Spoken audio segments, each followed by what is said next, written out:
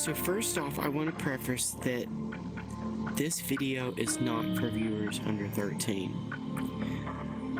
Some of the things that are going to be discussed in this video probably are not something that a 13-year-old necessarily needs to hear, but you know, they might hear it anyways. So anyways, this story is about an experience that me and my friends had, and it really goes to show how planning can make the biggest difference when it comes to we'll call it entrapment. So 1 week ago, my friend said that he was going to be DJing at a party, and I was like, that's really good. So are you going to play some of my music? He was like, yeah, actually I am. I'm going to be playing one of your songs, two of your songs in my live set. I was like, that's really cool. It sounds like something that I might be interested in. You know, I might actually want to do. So anyways, basically the first day or so, I got really excited, and I wanted to know more. And basically he said, well, you know, it's probably going to be at a park, and you know, it's at a lake, and there's going to be a fence, and you know, and you'll probably be camping. And I'm like, okay, that's cool. You know, so this is like a camping, you know, thing with a bunch of DJs, and they were going to have like booths and everything, and you know, at least that's what I thought. So then we get to about day 4, and I asked the question again. I'm like, so you know, where is this going to be at? I guess I need to know to make sure that, you know, somebody knows where I'm at.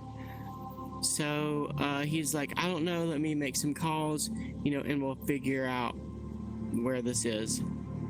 So then we're getting really close on the day 2, right before the show, and I'm like, bro, you got to tell me where this is, please, so that, you know, I can make sure that somebody knows in case. So anyways, basically he tells me that it's in right outside of the Queen City in South Carolina, and that basically there's this fence, and then there's like a road, and there's this like house, and then there's like a big open field, and there's like lots of stuff, you know, and yeah, and there's a lake there, and then there's blueberry trees. So anyways, on the day of, you know, I didn't find out till then that they were expecting about 150 people to come to this show, or whatever it was supposed to be, like concert. And the music that was there was going to be anywhere from like dubstep to like EDM to drum and bass with some like hip hop and some trap and yeah, some trap music. So like, this sounds like a lot of fun. It's going to be great. You're going to be playing my music. Of course I'm going to be there, you know, like, let's get this going. So at the time there were about 10 people going with us, because it ended up being a lot further than I expected. It was like about 2.5 hours from where we were. So, and some of us actually were driving further. They were driving 3.5 to 4 hours to get to this location. So, me and my friend, you know, were told that the gates close at like 9 o'clock. So be there, you know, in time to set up and like our stuff, you know, for camping, and be through the gates before the gates are ready to close. So we get in his car, and we, you know, start off the road. Where our other friends are kind of like behind, because they were getting their tracks ready for the show, and so they were a little bit behind us. So me and my friend, we get there probably around 8, right at 9 o'clock, we'll say. And so, you know, there it's like kind of out in the middle of nowhere, there's this long road, and once you get about a quarter of a mile, you can start seeing lots of cars parked on the side of the road. They're everywhere, parked on the sides of the road. And we pulled off, and we started walking to where we're supposed to meet, I guess, people. And because we actually didn't know anybody there, we were supposed to introduce ourselves to the host, or the host of the party. But the host actually wasn't there. So there's some people standing outside. Now, to give you an idea of the space, because we originally thought we were going to be at a campground, and it turns out it's not a campground. It's like this house, and then there's this huge, like, 2 acres behind it, and there's like a big old lake back there, and then there's blueberry trees that wrap all the way around the back side of the field, and there's areas with what was supposed to be bonfires, like bonfire squares, and then there's these trails that go off in lots of directions, out in the woods. And what you actually did is, if you followed one of those trails, and it was really neat, there were lights set up, and then like there was electricity out there, and then you could like set up a camp out there. So that was really cool. It was neat. So it was like, it looked really, really well put together. Like somebody spent a lot of money getting this little outside area ready. So anyways, about an hour or two, 2 of my friends get there, and by this time some really bad storms were rolling in. I mean, really, really bad storms rolling in. So it started pouring down rain while I was still trying to set up my little area and my little tent and everything, and the water wanted to roll toward the lake. So I ended up in like 2 feet of water. So everything I had was soaked. It was wet. And by that point, it had been really hot outside, and I was tired. So, when we first got there, you heard music, right? But you just saw like people standing outside. And my friend, when she even got there, she's like, there's all these cars, like there's cars everywhere, but where is everybody?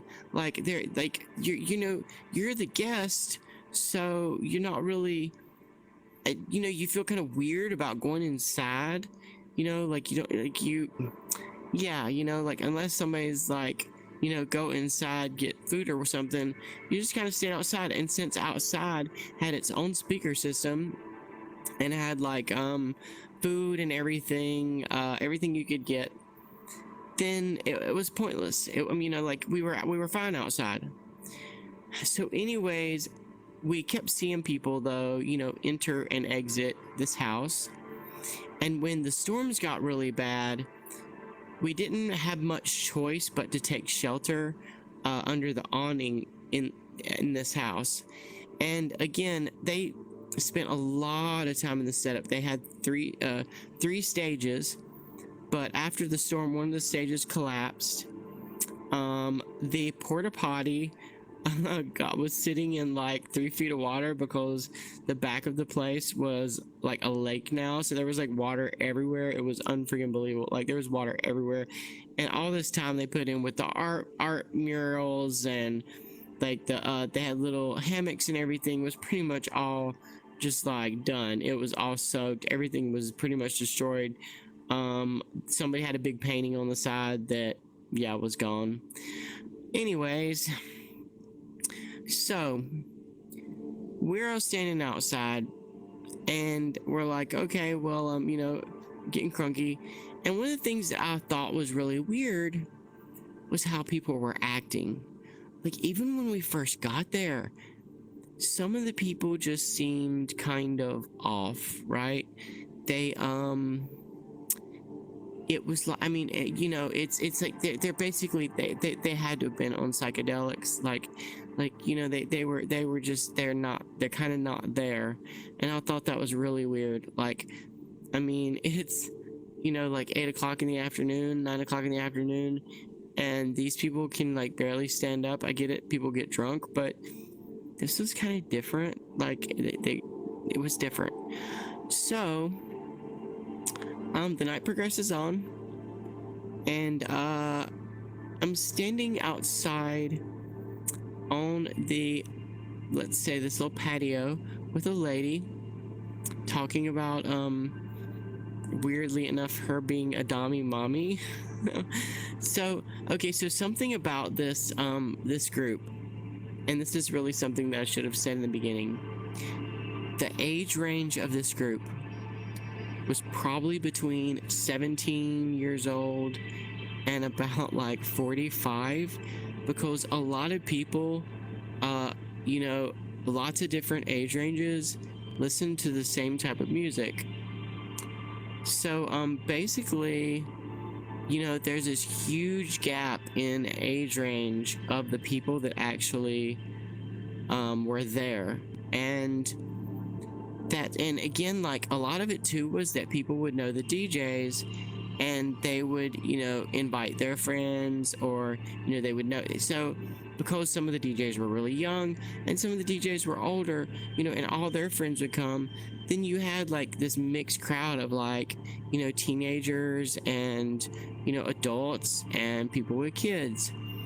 So anyways, things progress on, and sometime while I was talking to that lady, a woman walks out of the house, and she's very assuming, like very unassuming. She has just a yellow, like a kind of like a yellow bodysuit on. She is a black female, and she has like long flowing, long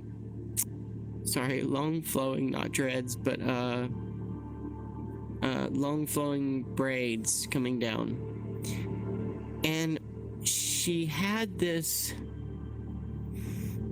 aura, if I want to call it that, an aura. And it was very unusual. I mean, it's not like the way she was dressed. It's like the way she walked. If you've ever seen movies, and I know this sounds crazy, guys, but if you've ever seen those movies where, like, you know, you see a mystic or a woman that like, I'm not going to say a witch, because you know, you think of a witch, right, as somebody dressed in black and, you know, just the garbage stuff, you know. But this person was more like a priestess, or she was into voodoo. I don't know what it was. You know, I have no idea. And anyways, because trust me, this gets really deep. It's like, I promise you guys. So I did not realize what was going on. I don't think none of us realized what was going on. And because we had never been there, we didn't actually know what to expect. So after the storms and, you know, everything happened, you know, most people didn't make it because the storms are so bad. So we were down to about 50 people there when there was supposed to be like 150 to 200 people. So finally, about 1:30 or 2 o'clock, I kept seeing people coming in. They had like tons of alcohol and just lots and lots of stuff, and it's all free. Everything there was free. Like there's no paying for anything. There's no. It was there. It was free. So finally, I made it. I got the courage to go into what was like a patio area. And the only way I would describe this house, because it was very unassuming, it was like walking into one of those haunted houses at a fair, okay? Like, the whole inside of the house was black, like pitch black. And there would be, like, you know, a couch, and then maybe some chairs. And the only things that it was lit up with was LED lights. And so they had converted the kitchen, and there was just a single refrigerator in there, there was like no sink, because basically there's no food or anything. There's like some pizza and stuff like that, so you really didn't have any use for sink. It's basically just a bar pretty much. And then beside the bar was like, or in another room kind of, was like a DJ booth with lights and just, yeah, craziness. And then on the opposite side of the DJ booth was a dance area. And then you had these rooms, these 3 rooms that you don't go into unless you are led into them, or unless you already know about them. And I don't mean these are like bedrooms as in people live in them. This house is completely empty. Nobody lives there. Nobody lives in this house. It's basically, it's just there for whatever purpose that these people are using it for. And this is where this gets really weird. So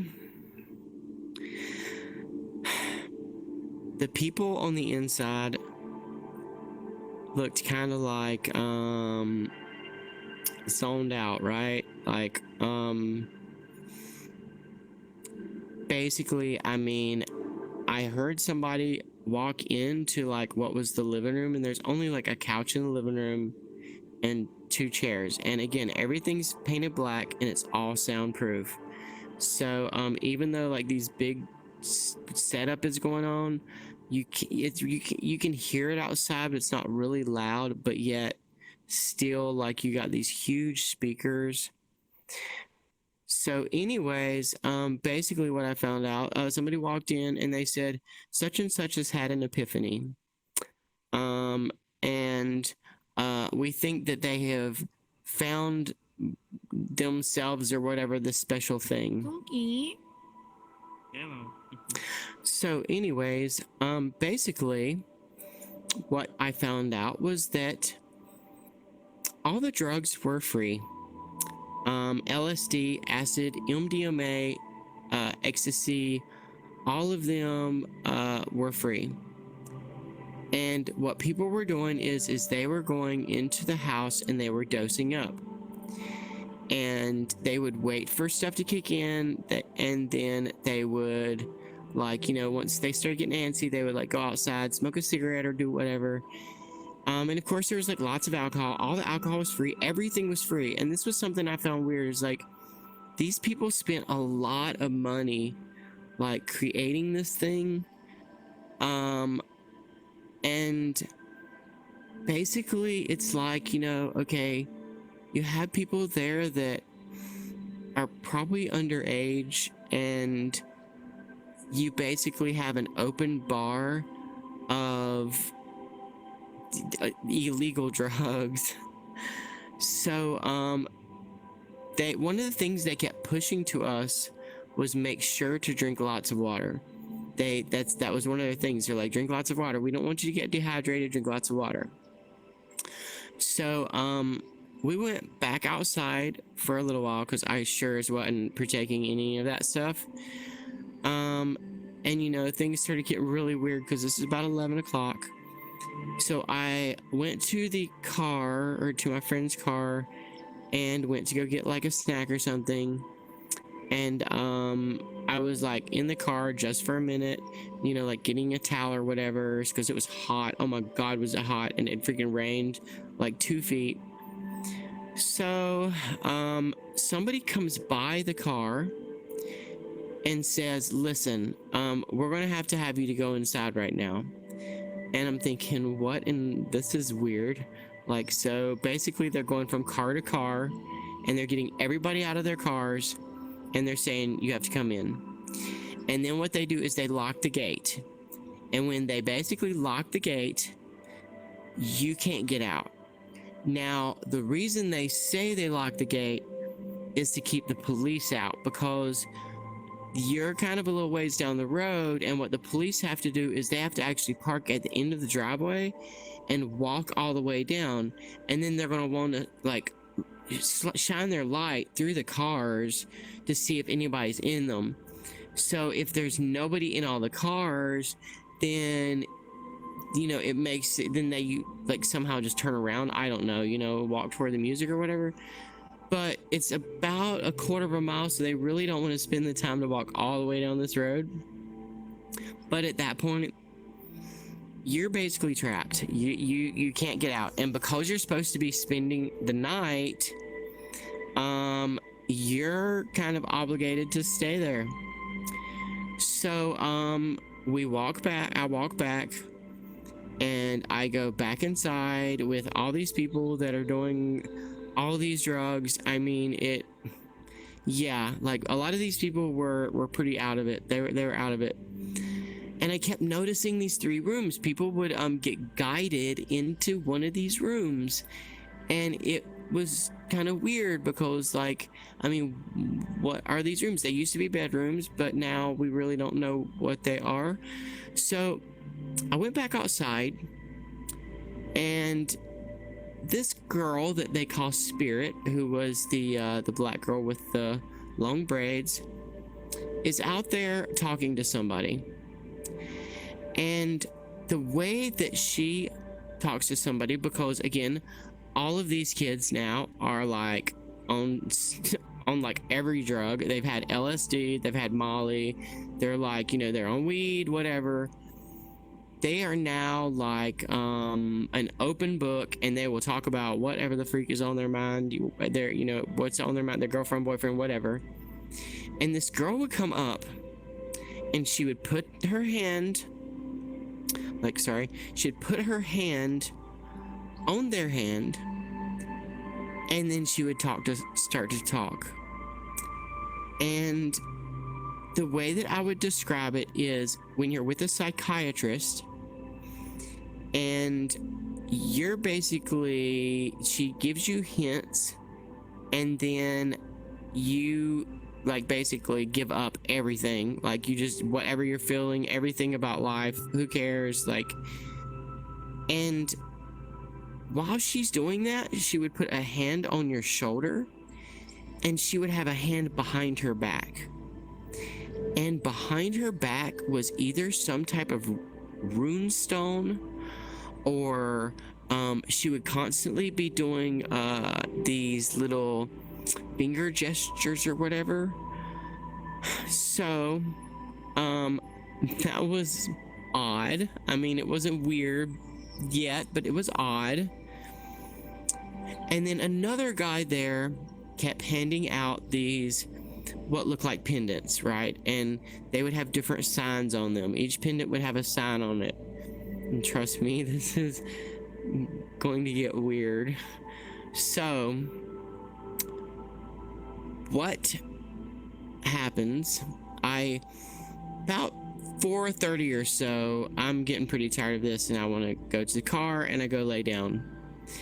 And about 30 minutes later, my friend opens up the window, and she says, "Listen, I've met this girl named Spirit, and she sees into my soul, and she knows everything about me. She's like, I don't know what she is, if she's mystic or whatever, whatever, but she seems to know like everything." So I'm like, okay. So I kind of, wake up, and I go walk back over where this mystic girl is, I guess. And the only way I would describe her aura is, if you a magic that would be like really old, like the kind that you don't see in books, like the kind that is passed down from a mother to a daughter, or from a grandmother to a daughter, like not this bullshit stuff that you see in books and magazines. That's garbage. That's like not at all like what this girl was doing. I mean, what she was doing was like taking young people that had been plied with psychedelics, and they're in another place. Their mind is somewhere else, and then she will manipulate them, and she will place thoughts in their heads, and she will control them with this drugs, whatever it was, and then she would guide them into these rooms. And so my friend, who fell into this because she was pretty on some drugs, she basically started guiding her into one of these rooms where they have their whatever. So these rooms were basically pitch black, the way she described it to me, and there were like 2 little chairs or whatever, 2 little bean bags, something like that. And this girl would sit there, and she had like stones, she had parchment, I think it was like black candles, and like these little pieces of like wicker people, right? And she would start like asking questions, and basically she would kind of interrogate them, is the only way I would describe it. She would interrogate them, and she would try to get as much information as possible out of this person. So it really started to scare my friend, because she is into Wicca, and she knows some stuff, not a lot, but she knows some stuff, and she only could assume that whatever was going on was beyond what she understood, right? So she comes out of that room, and she comes to go talk to me, and I will say that what I saw, I can't describe, I can't explain. I don't know. I mean, it's one of those things where it's like, oh, somebody saw a UFO, and you're like, yeah, whatever. Like, I mean, seriously, you saw a UFO? Yeah, right.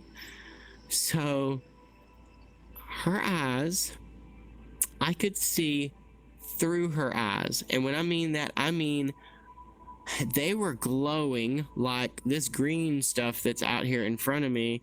They were glowing bright green, and I thought maybe it could have possibly been the lasers, because like this place had lasers everywhere. And so I kind of like pushed her over and made her look at a laser, and it wasn't that. So I was like, growing bright green.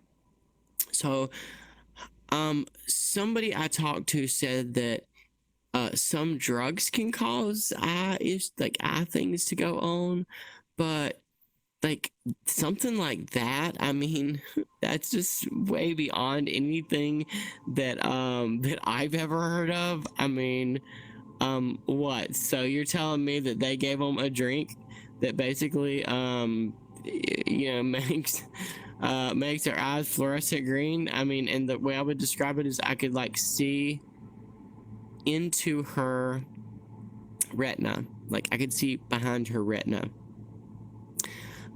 Now the weird thing is, and the reason I don't have a lot of pictures, this place was completely black, and when you try to take a camera out, people notice immediately when you take a camera out. They if you're taking pictures, and people are very insecure about their pictures being taken, especially when it's like teenagers and young people and young adults taking a large amount of drugs, you definitely don't want to have your picture taken. So I had like one clandestine picture taken, and that was it, because I started getting really freaked out about having a camera out in this place. And again, it was so strange because it was completely black on the inside. Everything was painted black. There was nobody actually living there. It was only for the purpose of whatever the freak they were doing in there. So I don't know if it's a cult, or if it's witches, or if what in the world is going on, but they would take these people in these rooms when they are well plied, they're drunk, they're on lots of drugs, and they would have an epiphany with them, or they would bring them to an understanding, to a realization. And from there, there is no telling. And actually, the other thing is, and we talked about this, people can just disappear. And when you're in somewhere like that, where there's a lot of people, there was 40 people in that place, and you wouldn't know they're there. Like, I mean, literally, it was just like everything was so dark. Like, there would be like maybe a person in a chair over here, and like a couple people on a couch or something, but it was so dark that you couldn't really see anything. And I mean, hell, if somebody died in there, you wouldn't even freaking know. You would have no clue. What? Okay, so like, I mean, I guess if blood grows fluorescent green on the wall or something. Anyways, my friend got really nervous with this girl because she was asking a lot of questions about her life, about her home life, about her parents, about her relationships. She was asking her questions, telling her that, maybe she should leave her boyfriend. Maybe it was best for her to be by herself. Questions that people don't normally ask. And so she got pretty scared. So she went back outside, and this person, whatever, followed her back outside, and her boyfriend got confrontational with this person, being whatever she was. I don't know.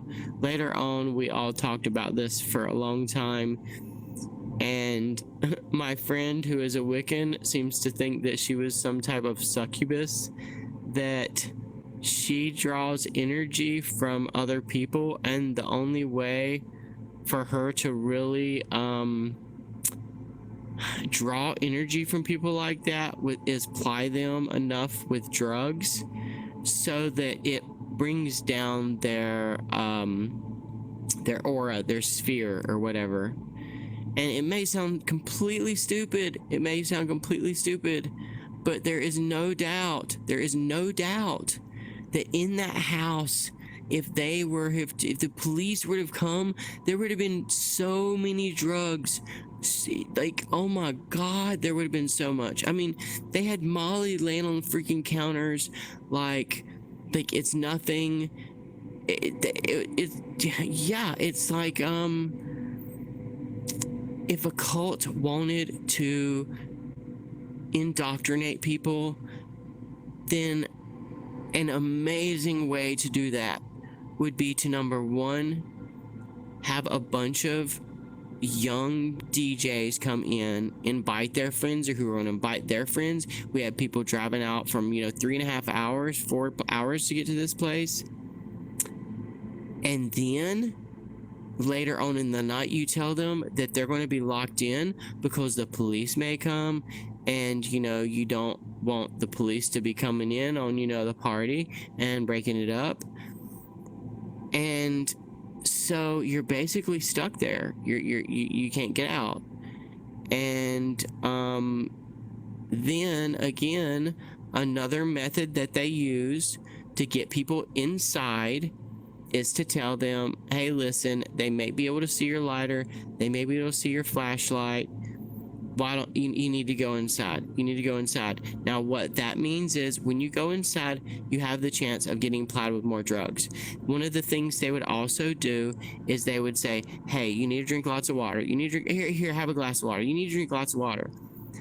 Well, liquid acid can go into water. Like, it just can.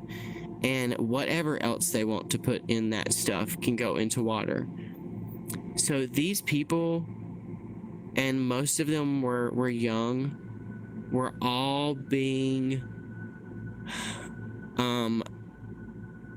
given drugs in cocktails. I mean, cocktails.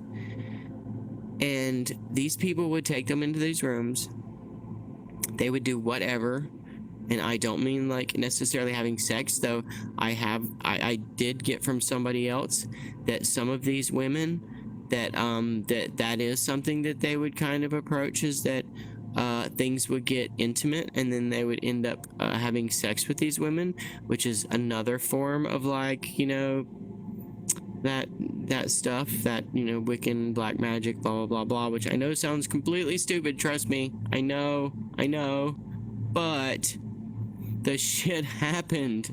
It happened for real. And I have one picture of it, and unfortunately, I mean, the picture's good, but it was the only picture I could get because I was too damn scared to freaking like take pictures in an area where you don't really know, you know, like if anybody can be trusted, who these people are, you know, what their plans are, you know, who is part of it, who is not part of it.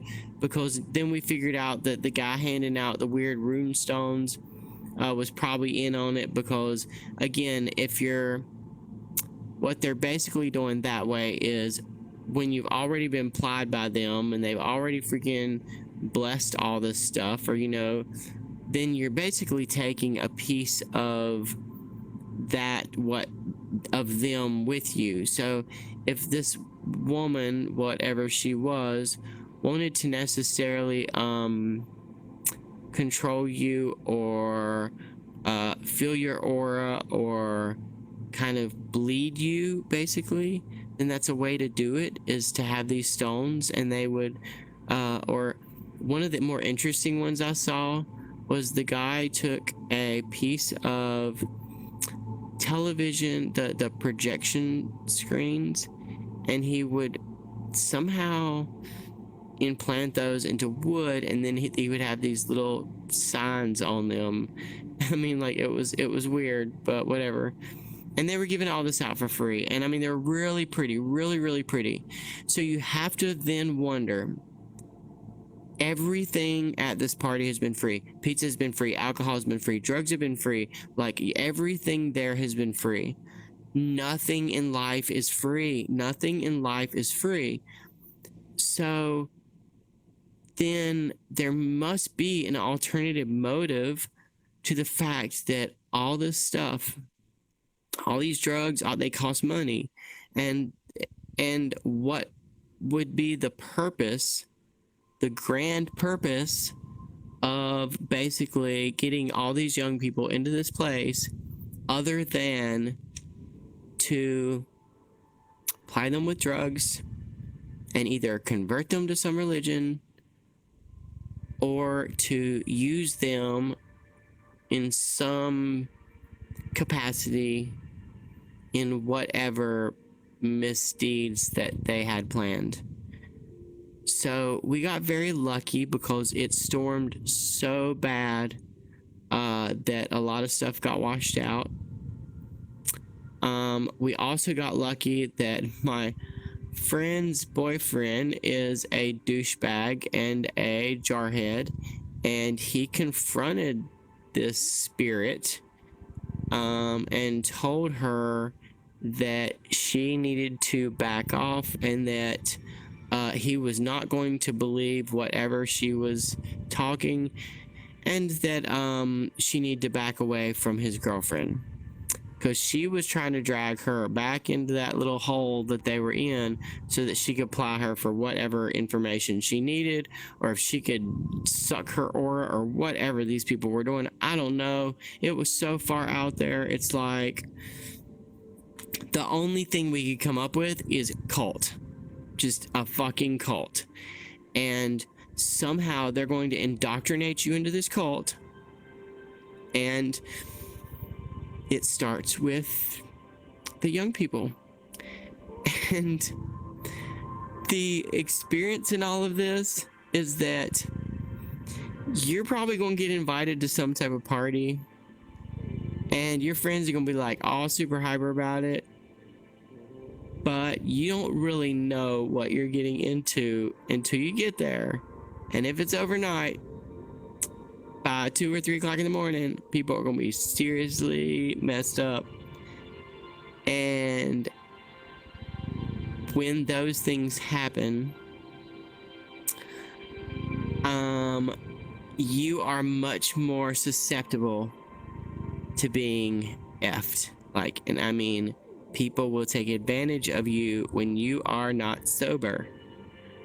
So, we thank God made it out. My friend had a flat tire. Some good Samaritan freaking helped us get his tire inflated. And then by about 8:30 or 9 o'clock, we got the crap out of there because there were still a bunch of people there, still a bunch of people doing whatever drugs. And did they leave? I don't know. And yeah, what we assumed was going to happen is that if the turnout was bigger, let's say 150 or 200, they would have a much easier time finding people that they could manipulate and that they could that they could manipulate into whatever thing that it was that they were trying to sell. But I wouldn't say it was selling. It was more like whatever kind of strange cult that they had created.